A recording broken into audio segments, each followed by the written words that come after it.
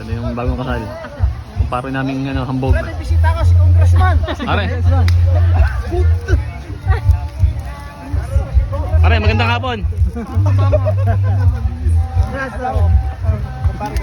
Magandang hapon po. Magandang hapon, Mayor. Taga natin kita. Ay, putay. Ganda rito. Wow, nature. Tandaan lang. Okay.